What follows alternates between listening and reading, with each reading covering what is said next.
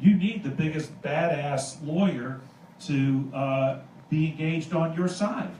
You're right. That is the case. Yeah. Okay. Yeah, but that doesn't mean that's what appeals to people. Right. Not necessarily.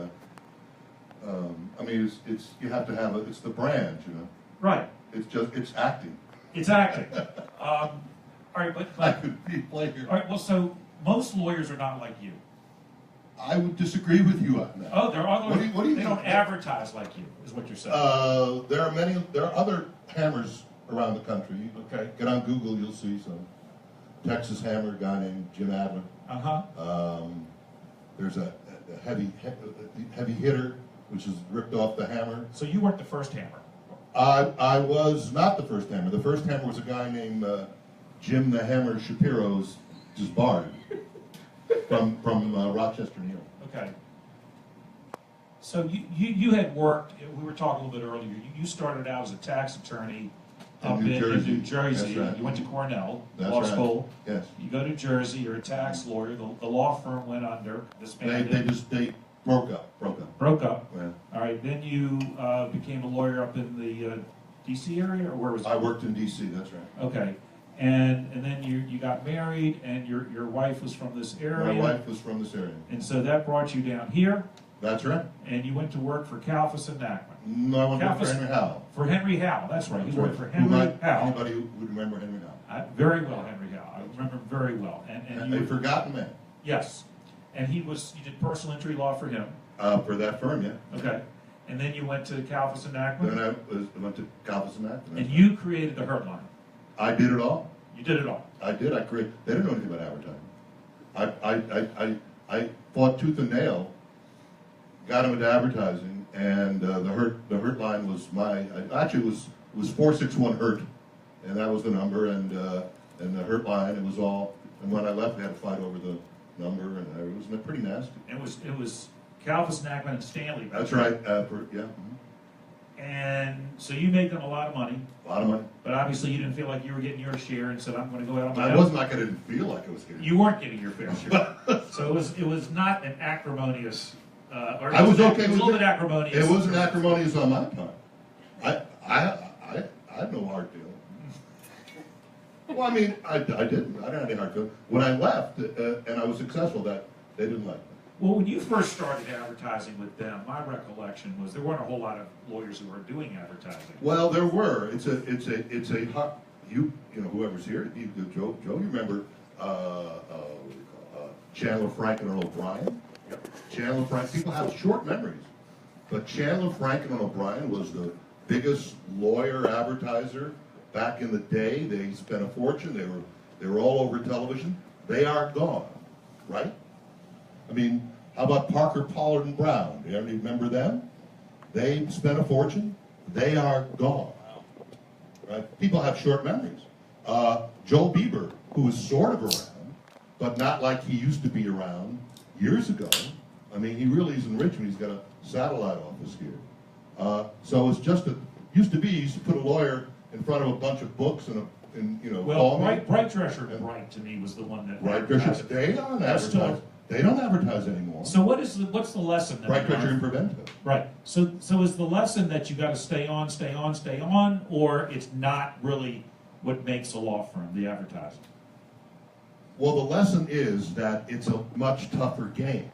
Years ago, a lawyer would be or a spokesperson be in front of a bunch of books and in front of a brick wall and say, "Call me," and people would start ringing the phone. Hey, Jeffrey Harrison used to advertise a lot. They'll go on. It's a much harder game, much more difficult to do. I want to know why that is.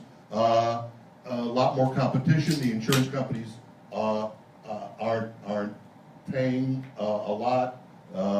They're going directly to people. It's a lot tougher game. You didn't have to be too bright way back in the day to just put something on television and people would call you. Those days are gone. So I would assume that other lawyers don't like you. Yes, you're right. Because they see you're ruining they like me. Okay, but they think you're ruining the image of their profession because you're so over the top. Well, they used to think that, maybe they still think that, but it's not as bad as it used to be. Because a lot of lawyers are advertising on the internet and all kinds of stuff. So and also national advertising. You see it all the time for drugs and hip replacements, et cetera, et cetera. So it's become a lot more common, and a lot of lawyers. Well, you guys used to spend all your money in the Yellow Pages, right? Everybody had Yellow Pages used to be it. That's when we started Yellow Pages. Things at Yellow Pages used to be a license. It was license to make a fortune. They used to say, I don't know if you remember, back in the day, back page of the Yellow Pages was lawyers, right? No more. That was like they would call you up on the Yellow Pages. But there's no more Yellow Pages anymore. Well, that's my point. Is it's changed. Okay, Yellow Pages. They would call you up and say the back page is available, and you say how much is that? And they'd say $20 million. How'd you figure that? Say don't ask us, pay it or not. And that's how it was. Yellow Pages. But I'm still in the Yellow Pages. Yellow Pages is a dinosaur, but it's not yet dead. But you have to track it. All right, your old firm, Kalfas and Nachman, they're still on the air somewhere. Yes, they're big. The big three is Kalfas and Nachman, Rudder Mills, and me. Right. And the Kalfas and Nachman thing is where the other side is so scared to death over us that they're going to settle. When they hear that it's a Kalfas and Nachman attorney, we're going to settle. Now, with you, are you trying also to tell people that the insurance companies are crooked and all this, and that they're going to be so afraid of me that they're going to settle and I'm going to get you the most money? Is that your message? No. What's your message? Well, first of all, it's who you appeal to. Sophisticated people like yourself are not watching Jerry Springer. Is that still on? Yes, he's still on. Right. Jerry Springer or used to be mayor of Cincinnati where Joe Flanagan lived. Maury Povich, and so they're not watching them. Right. So you want to appeal to people who don't have lawyers. If you have people in this room, if they want a lawyer, they have a lawyer. They have a friend who call a lawyer. So you're looking for people who don't have lawyers, who are afraid of lawyers, who are not used to lawyers, and somebody who will fight for them and will battle for them and will work hard for them. And by the way, you better do what you say you're going to do. Otherwise, you'll be out of business really quick. All right. So you fight for them. What does that mean? What do you do in fighting that another good? I don't know that I do anything different than another good lawyer. You just tell them that you're going to. Yeah. People. First of all, it's funny. Somebody will hire a lawyer in the studies, and I have people come in my office, and I said, "Ever been in an accident before?" And they go, "Yeah." And I go, "Who was your lawyer?" "Oh, by the way, did your lawyer do a good job for you?"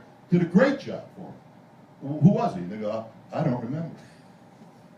It's just how people are. Right? They forget. Yeah, he did a great. Because I'm like mattresses and tires. You can see my ad 20 million times, but if you don't have the need, you're not going to call me. So that's the way it is. And that's why you have to stay on the air for that one time when they do need you. Well, right. You hope. That's why you only see advertising mostly, except for what's his name? If you don't see too much of them these days, Oast. They split up. Yeah. They split up too. Oast used to be Oast and Hook, and now it's Oast and Hook. Yeah. Although you don't see too many of their ads as you used to, because it costs so much to advertise that you hope to get a large case, which will pay for the advertising. That's why I didn't see advertising once you get for because criminals, they don't have any money. That's why they're criminals. And so advertising for that. There's a lot of rich criminals out there. Well, until they get caught. Well, yeah, no. The only criminals who have money are the criminals who do drugs, sell drugs. But the federal authorities will take your fee as fruit of the poisonous tree, they call it. So you can't even keep that. So that's why you only see advertising for injury lawyers, and you see it for Social Security, although not that much anymore. Social Security used to be that's the new welfare. Right. And what happened was people were making a lot of money in Social Security, but they did exposés on it in 60 Minutes, et cetera, because somebody would get Social Security and they'd be denied, and then the administrative law judges would give them Social Security, and the win rate was like 95%. In fact, what was that firm? It was a big firm that you don't hear from anymore. I forget their name. If it forgets anything, but that's changed. You don't see that much advertising because they told the administrative law judges, get with the program. So where the win was 95%, maybe now the win is 50%. So it's changed the dynamic. Are a lot of the cases, and we're going to get over here, Chris, in a second, are a lot of the cases crap cases that you can't really get any money on? People think, oh, I'm going to win this case. I fell down and I can sue somebody. I mean, there's a lot of stuff that you have to tell them, this is a lousy case, and you're just really looking for something that obviously you can make a fee out of. Well, everybody thinks their case is the greatest case in the world, and everybody thinks they're going to get a whole bunch of money. You try to lower the expectation. But we don't take cases. We try not. I try not to take cases that aren't going to make any money. That's the way to oblivion. All right. So if you were telling people out there, what is a case that you actually can win as opposed to? I mean, you get a lot of people that are kind of gold diggers going, "Oh my God, I fell down. I can screw Walmart or somebody for this thing." What?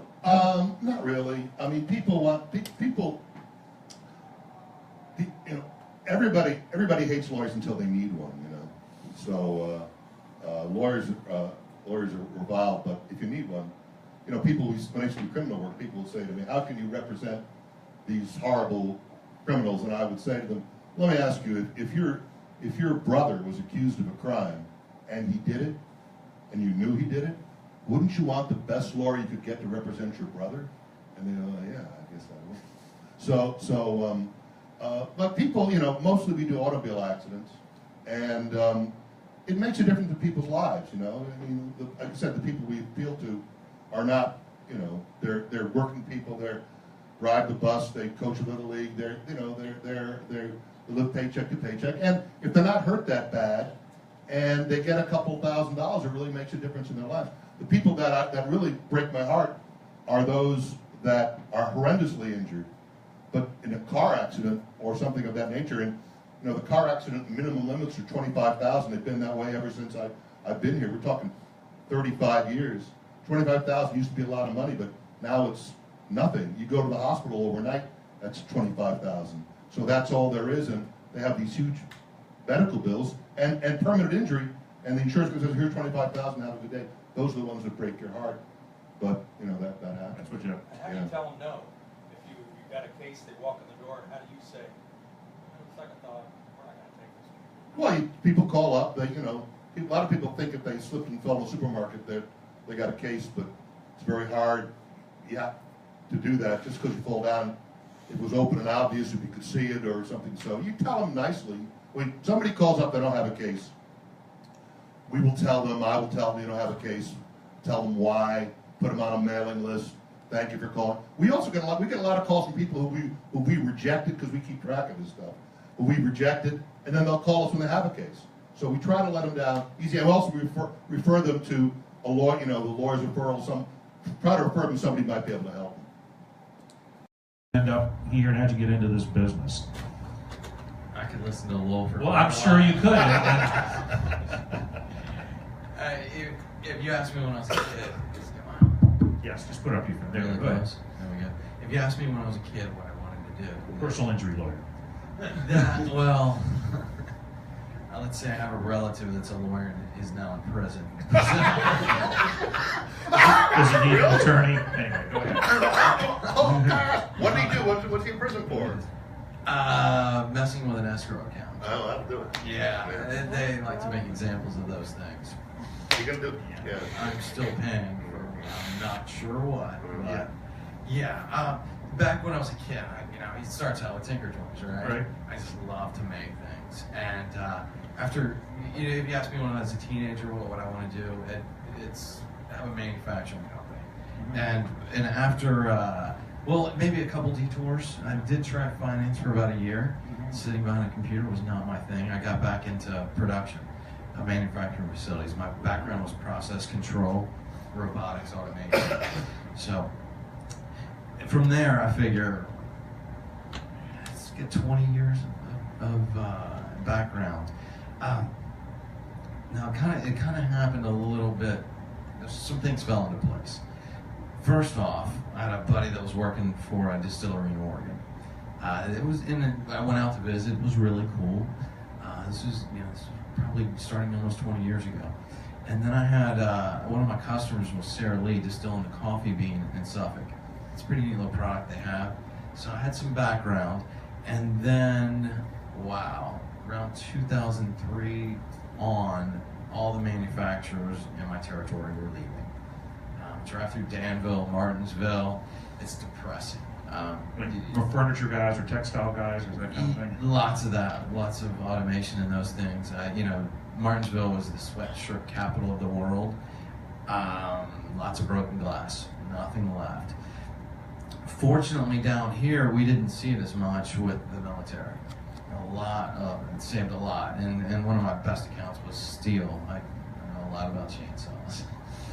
But so at some point, I figured, what the heck? I'm going to jump off a cliff and I'm going to start a manufacturing firm. The beautiful thing about distilleries is when we look at process control type things, think chemicals, your margins might be 5%. I spill that much every day and don't sweat it. We have higher costs in much other things, including the taxes. So that's kind of where we got started. But did you have an interest? Did you used to get into your parents' bottles of alcohol or something? I mean, at what point in your life did you say, I really like this stuff? On their honeymoon in Jamaica, they bought a bottle of rum. And if you sat it upside down for about an hour, you get about an ounce through the cork. That might have started it. Really good. So at what age then, I don't know how old you are now, but how old were you when you said, I think I want to try alcohol? I think probably about everyone else, 15, 16, try some beer. That's when you tried to drink it, but when did you try to actually distill it? Distilling did take longer. Yeah. Now, I've seen a lot of it, but everything I ever did with distillation was legal. Okay. And so you saw your friend out there in Oregon. Was he manufacturing vodka and other spirits? Yes. Okay. So you'd have a little bit of background there. But first of all, tell everybody what do you manufacture over there at the Chesapeake Bay Distillery over on 21st Street or 17th Street? 17th and Baltic. Go ahead. The number one, our flagship brand is, and I see a bottle back there lit up beautifully, is Spirits of the Blue Ridge vodka. Okay. We also produce Chicks Beach rum. We do a ghost pepper vodka, and we do a sundry of different alcohols for different people. And how did you pick these? Are these like the best margins, or doing these vodkas and that kind of thing? Vodka initially appealed to me because, to me, it is the pinnacle of cleanliness in production. And in my OCD anal, that's where I fit. It was, if we have just straight ETOH, alcohol and water, and it's called vodka, it really doesn't taste very good. It's a few parts per million of things just below threshold level, so you can't really taste them. But those few parts per million make a massive difference in perception.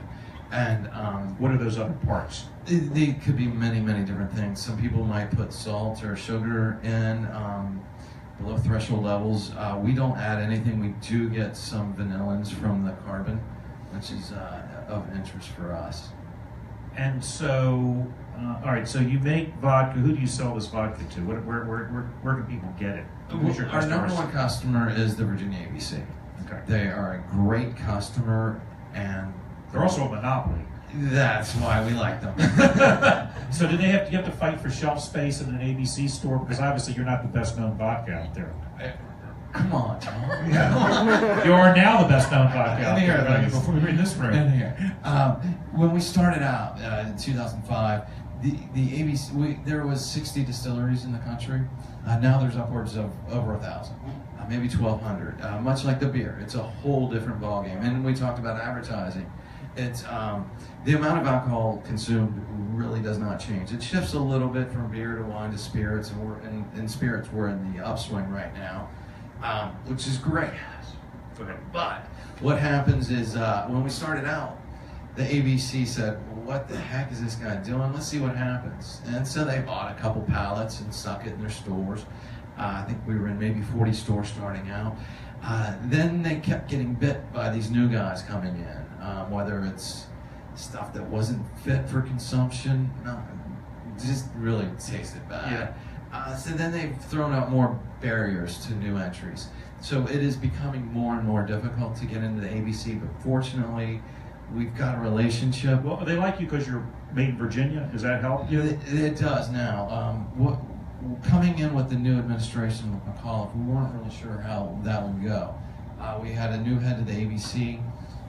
We were a little worried so much that we hired the old head of the ABC as our lobbyist, with some good results. But the McAuliffe administration. Yeah, perfect word. They That's really what I'm here for. They really. Let's say he's a big supporter of alcohol. If anybody's met him, very big supporter of alcohol. And That's how he got to get money out of people from the Clintons. he's pretty good. He's definitely has a track record. When his handlers see me, they shoo him away. But so what we get is they want to make the Virginia ABC a $1 billion enterprise, and one way to do that is to help us out, because for every dollar they make or we make, they make over $1. Because you're here in Virginia. Yeah, it's great for the Department of Ag, for everybody involved. We buy, our box companies here, our label companies here, our lawyers. Well, Unless somebody slips and falls in your. nah, yeah, I hope one day. All right, so you do vodka. You also do rum, Yes, and that's Chicks called Beach Chicks Rum. Beach Rum. Yes. Okay, good. So a little local advertising for that. Yes. We cultured bacteria off of Chicks Beach. It was actually the 13th attempt.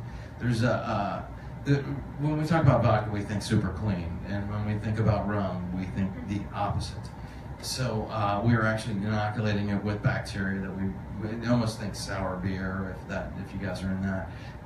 The beautiful thing about rum is there is no rum flavor. It is across the board. Whether you name a rum, it doesn't really taste like any other rum. And this is our take on rum. And all right, so what else? You got vodka, rum. What else? We do. We make a lot of products for other people. Like under their brand or their labels? Yeah, we had the ghost pepper. I do have a funny one that we've been working on lately. I can tell that this is a. Let me phrase this properly. Are we re-recorded? Yeah. We started working with some gentlemen named, it's Blackbird Spirits out of Winchester, Virginia.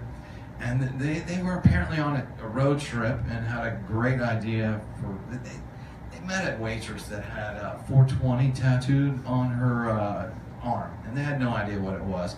See, Dr. Stoner is a dentist up in Winchester, and he just thought it was kind of funny.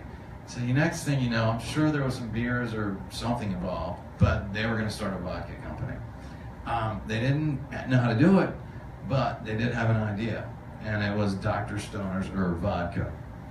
So that's where I come into play. Apparently they had sent a sample of some, let's call it a bud, off to a flavor house and said, can you put this in a bottle? And they did. They approached us. We did some tests. The tests seemed to be effective. Apparently, there's nothing illegal involved here at this point. At this point, he'll tell you. Well, no, but we did send a sample off, and apparently FedEx has dogs that go around. And the dog hit the sample. FedEx called the police. They destroyed the product.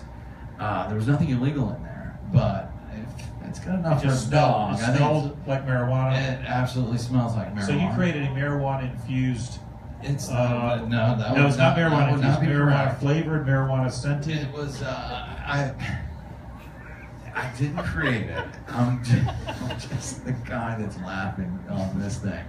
One of the funny things was going to the ABC, and this kind of dials back. But when they opened it up and they poured samples, it was quite aromatic in the room, and it was interesting because nobody there wanted to say they knew what that smelled like. But so we'll see how it goes. It smells like Crosby, Stills and Nash, 1970. It's interesting stuff. It's interesting. One would think it would be a novelty, and we really would not be interested in that. But it does have a really unique flavor. Are you making it still? We're ramping up production. We're actually delivering to the ABC on April Fool's Day. Really? Yeah. So will you be the first? Is this vodka? There are a couple out there, and it was kind of interesting because when we originally got the label approval, And you just think some random federal worker at the National Revenue Center in Cincinnati approved it. Actually, this in D.C. Then we had to get a little change, so we went back, and the label approver happened to be a former police officer, and a lot of the codes in the label, which kind of went over my head, were very apparent to her. So there's been some changes. It's no longer 420. What was 420? What's that? It's I'm stupid here. What is 420? I didn't know either. So it's young. It means pot. Yeah. 420. There's legends about it. The last class Oh my God, they don't know. Nobody the knows. last class in Oh, I Cleveland know. would get out at 420, and so everybody would meet at 420 to blaze up. So that's just another euphemism for pot. Yeah. Yeah. So They see it all over. after one of the final things that was approval, it was 42.0% alcohol, and they made us do away with the 0.0. So now it's just 42. You have to use your imagination. Wow. All right. It's all about branding. Right. Yeah. So is this now your product, or is it the guy in Winchester's product? I'm strictly a co-packer. You're strictly. Okay. All right. So is this a vodka?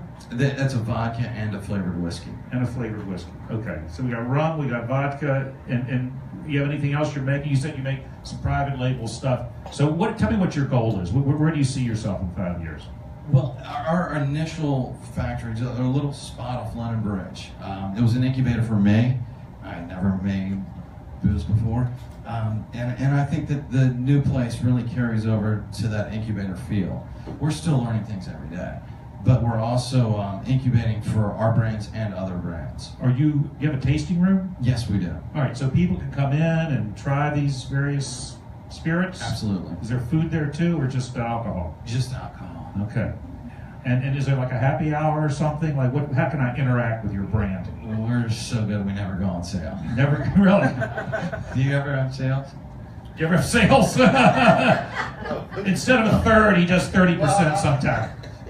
The answer is, if you have a case that's worth a whole bunch of money or something, surely you can work something out. So, yeah, go ahead, Joe. Buddy, is he very profitable, and has he been your advisor, and are you making as much money as your old buddy In Oregon? Morgan? Is that They've done pretty well. They've done one of the things that's when we started out. I remember there was a lady that said, "You can't make vodka in Virginia," and she didn't mean it like I couldn't do it, but I think more legally you're not allowed to. Like it must come from Russia or something. Since then, we saw this on the West Coast, and it's moved east. Local products. It makes a massive difference. It started with wine, it moved to beer. We see it more with produce. People are much more concerned about what they put in their body, and that lends to a lot more local products. Are you highly regulated? Like you can't put as high as a certain percentage of alcohol in your? I mean, what are you allowed to do? What are you not allowed to do? I would say it's a lot like Lowell. We have to be evident and truthful. We can't, if we say it's 42.0% alcohol in there, it will be 42.0 plus or minus 0.3%. Listing ingredients is essential. What does go into vodka? Vodka, you can start with any substrate you want. Wheat is by nature very smooth, but not quite flavorful. The potato is a traditional, which it has some bitter notes, but can be made creamy. We prefer corn, which has it's a balance, but you could make it out of grass if you were so inclined. All right, let me ask you this: do Russians come and drink your vodka, and how do they rate it compared to? Because I would feel like they would be the ultimate barometer of what's a good vodka. I would probably yes. Russians, yes. Russian women, perhaps. Russian men are more luscious than mine. Mm-hmm. We did have a Russian Orthodox priest, I believe they're called. He blessed the original still. Okay. what's interesting ceremony. Mm-hmm. We appreciated it. Yeah. It served us well. All right. So, all right. Well, I wish you the best. Do you have any questions you want to ask this man here about his product? So you can make it out of, like what Tito's is made out of what? Potato? Corn. So you can make it any kind of grain, you can make vodka out of anything, right? Absolutely. Right. And the whole point of vodka is not to taste it if it's clear vodka, right? It's supposed to be like tasteless. Definition of vodka is any grain, and you could Yeah. even do it out of sugar, that is distilled to 95% pure, which is about as high as you can go on a fractional distillation unit. That is the key. And then we water it down to 80 proof or wherever. Yeah, but unless it's a flavored vodka, you want to have it like sort of like water, correct? What? You want to have some flavor. Yeah, some flavor. But People will feel ripped off if it yeah, tastes it like just water. tastes like water. Yeah. But vodka is one of the most popular spirits around. It is. It is by far the number one seller by volume. Right. And it goes with whiskey's pretty close. The vodka, it appeals more to women. I think 60% of our customers are women, which is I'm totally fine with that. The nice thing about vodka is you can do a zillion different things with it. You mix it with a lot of stuff. And what's your favorite vodka drink? It does change. We do a blackberry and a lemon, which are really they're fun. Let me ask, does it make a difference? Because you always go to the restaurants and they say, vodka, house vodka, Bowman's, whatever the story is, or do you want the Stoli or this or that, which is a lot more money? Is there a big difference? There can be. After your second or third one, you probably won't notice much. The lower end vodkas will give you more of a headache. But once you've got a couple in you, it will be hard to discern the difference. Yeah, I think that we've probably all had some fruit squeezed or vodka down here, which is known for hangovers. How would you compare your vodka to the Stolis and the ones who are higher priced and everything? We were the first gold medal in Virginia, and we're the first double gold medal in Virginia. A lot of it is personal preference, and I absolutely respect anyone's opinion. But as far as the technical and precision of it, we're there. If you did a blind taste test, though, a vodka. Here's 3 bottles with no labels on them. Is a lot of it perception that that's Stoli, that's the best? Because I knew it was Stoli, but if they didn't know, they could think yours is the best. I think pretty much anyone is going to have their own preferences, and normally people prefer the smoother. But is yours a smoother? Or it's a smoother. Okay. If you get, there's probably people will be able to tell the difference. That they'll be able to tell the difference between A, B, and C, but maybe not to the level I drink vodka every day for my job, so it's a little bit different. So to say, do you have any questions you want to ask our attorney here? Wow, I'm very curious on the marketing side of your product. I actually saw the hammer this morning on television, which I thought was ironic. Yeah, to be here with yeah, no, that was pretty cool. Now, we talked a little bit about the importance of it, but now, how do you track these things to know, am I on the right station? We track. We have a tracking system. Somebody calls at 1 o'clock in the afternoon, and we are running a spot on WBEC between 12:55 and 1:05. We attribute it to that spot, and it's not totally accurate, but over time it's very good. And we get it's a numbers game. We get the numbers, see what shows are working for us, what shows aren't, and what spots work more. So we track that pretty much. What percentage of your, that's always a question I get because we're kind of in the ad agency, like what percentage of your budget, so to speak, do you spend on these television ads? I mean, at what point is it not worth it? Since I don't have to report to a bunch of partners and stuff like that, I don't keep as close to that eye as I should, because if I'm making money, then I feel it's okay. But bottom line, if I've made expenses is labor, of course, main expense. But I mean, like what percentage of what? I don't know, of your profits, of your revenue, whatever. Well, it is. let's put it this way. Let's put it this way. If I made as much money as I spent on advertising, I'd do really well. Because you said there were other law firms that spend a lot on advertising. They don't do anything more, they're out of business. Well, so there's no guarantee, right? You gotta have. You have to have. Let's put it this way. If you spend a lot of money but your message is terrible, you're done. If your message is great but you don't spend enough money, you're done. And it's a lot tougher game. I will say this: I don't spend the most money in the market. Actually, Kalpas and Rudder are tied. You get the spending reports. They're tied. But I'm like third by a lot. But if you ask anybody in town, ever heard of Lowell Hammer Stanley, they may hate me, but they heard of me. So the branding is strong. There's a firm, I think it's Huffman and Huffman. Huffman and Huffman. Brothers-in-law. That's right. And that's a soft sell. That's right. We're nice guys. It's not that we're going to, fight for you or whatever. I don't know what their message is. All I know it's brothers-in-law and it's soft music. It's the complete antithesis of your ads. So you think they're doing okay compared to you? You look who's spending. All right. I mean, you look who's spending. The top three are Kalpas and Rudder, and then me, and then it drops way off the charts.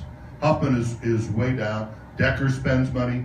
Bieber's around. But if you look at the numbers, and we get the reports as to who spends, it's way down. So you got to think that if somebody's not spending a lot of money on television, they don't have the money to spend on television. And you're the only lawyer in your shop, right? Now I am. I used to not. All right. So obviously most of these cases are like being settled. Or... And I go to court a lot now. I do wonder though. I do wonder because you got a lot of law firms who have a lot of lawyers, and I don't think, although nobody compares the numbers, I don't think they get that many more cases than I do, and they got to split it up between all those lawyers. Now, obviously, if you get a case worth, $2 million, which by the way are very rare, okay? You might have a case that's worth. I have cases in my office that are worth $1 million or $2 million. I only got $50,000 of insurance, or $100,000 if I'm lucky of insurance.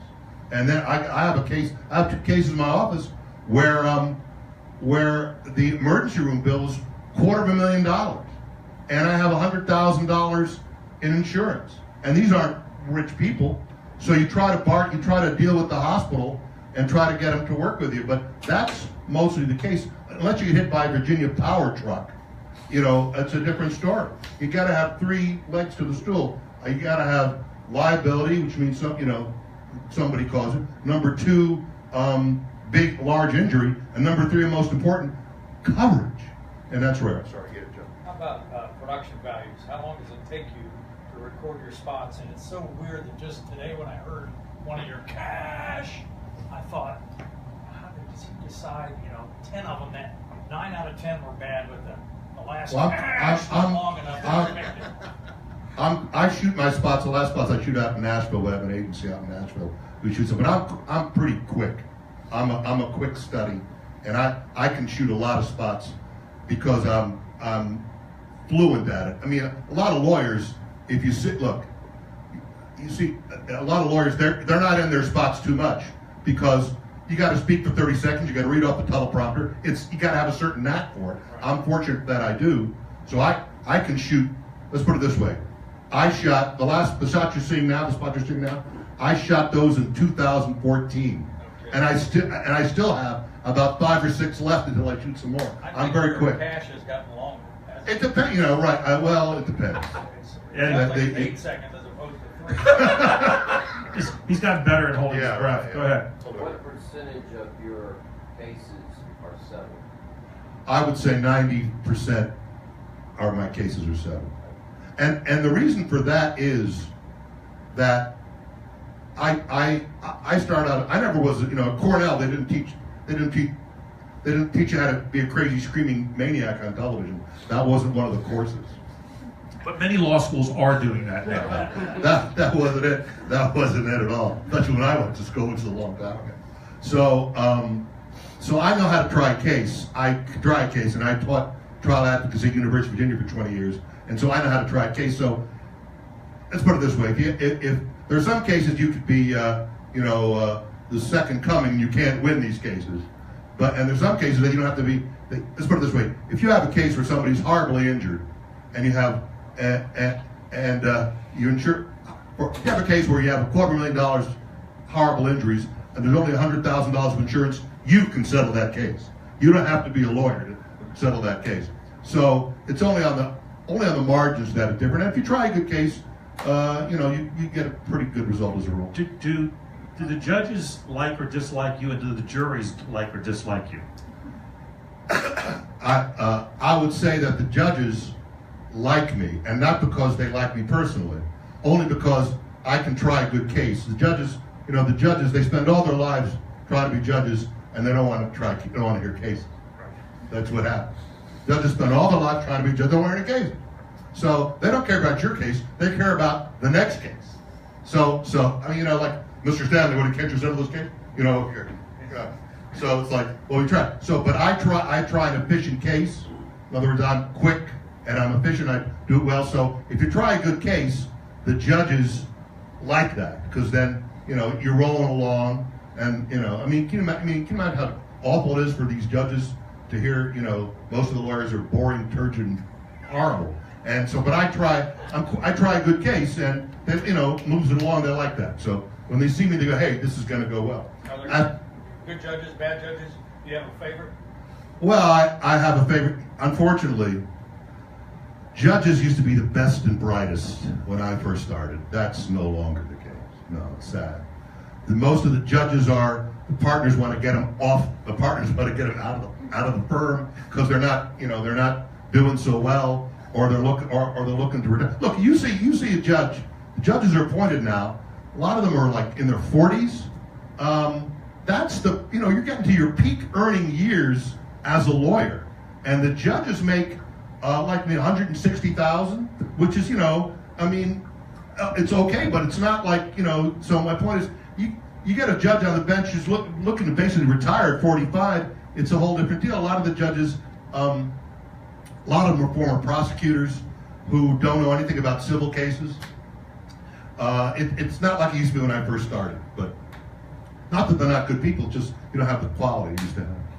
One of the TV stations here, probably Channel 27 or something, runs 4 court shows, one after another in the middle of the day. I assume you probably advertise on them. That's where you want to be. Okay. Would you want to be one of those judges? Because I would watch a show with you as a TV judge. Well, Judge Hammer. I have in my experience, they were going to have a Shark Tank with lawyers, and I was a candidate. The show never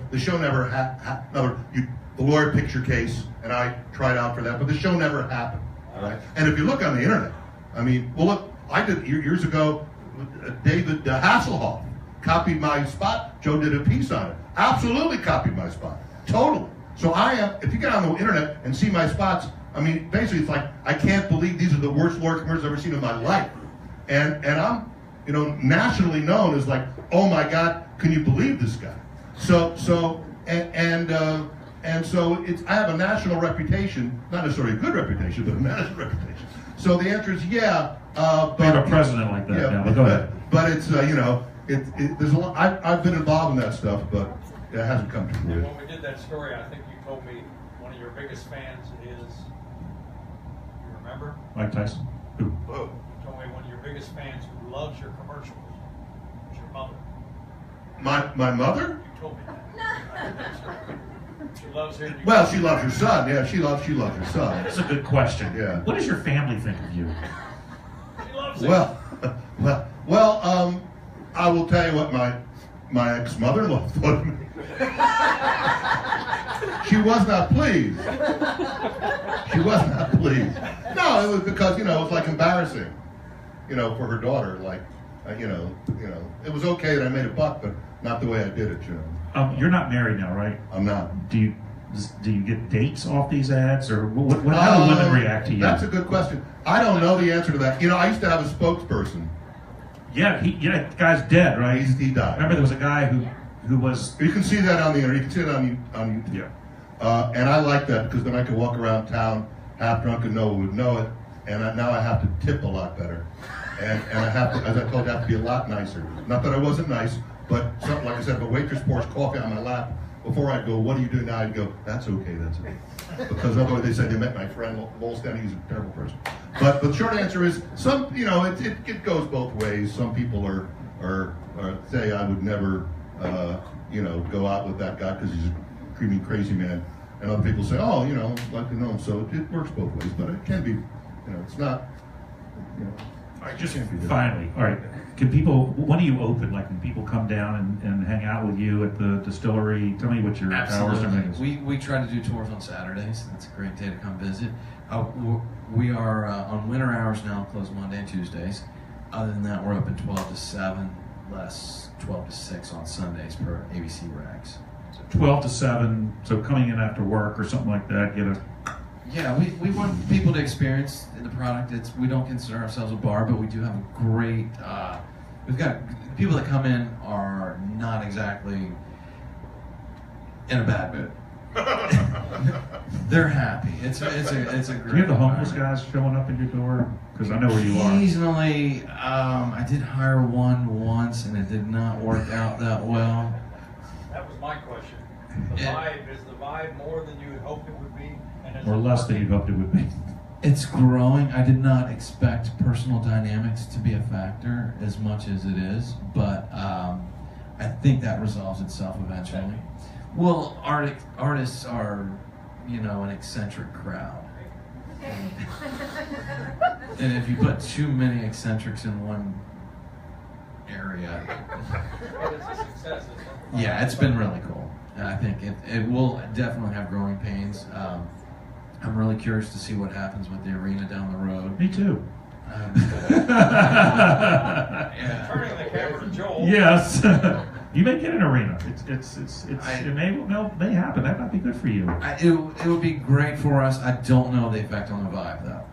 I think we're one of the few down there that don't rent, and we've already seen some prices go up in the rents that have ended up with us pushing some out. Yeah, for only Tony Troy is gone now from there. Which really sad to see him. I hope everyone's seen his surfboards, like the tuna with the shark head out of it. Yeah, we lost him. They painted over the cool building. And, such is progress. All right. Okay, y'all have any questions for either of our two experts here? Yes, ma'am. I just want to say that this is the best Mixtape Monday ever, and I'm so excited to come here because I love shots of alcohol, and I grew up in Northern Virginia, and then I moved down here, and so you have this mythical status in my memory, like if you're the Dread Pirate Roberts or something like that. Like I thought you were everywhere, now it just turns out that you just moved with me. He's our guy. He's our guy. We love him. Well, thank you very much. Lowell, thank you very much. And we'll have to come down. Question from Mr. Webb. The young lady in Winchester with 420. Yes. Is she making any money out of this deal since she thought triggered this whole thing? And does she need to hire Lowell? That's how Or you me. I'm confident she has no recollection. All right. When this gets going, sell here. Okay, people can come here and get the marijuana scented. How you don't use marijuana? How do you get the what combination? How do you get the aroma? This applies to distillation as well. Everything has a different boiling point and flash point, and basically you can combine without disclosing a specific recipe. Yeah. You could combine like vanillins, herbs, and maybe a couple other things at certain levels, and it will absolutely smell like. All right. That's a whole branding thing. mean, really, it's a, Doctor, what's it, Doctor what? Dr. Stoner. Dr. Stone, it's a brandy. It's a beautiful brandy. I'm brandy. I think these guys will get along swimmingly. Put him on the air for you. Yeah, Remember, you can't have 4 Presbyterians. look at you, without a stoned. All right, thanks, guys. Thank you. Awesome.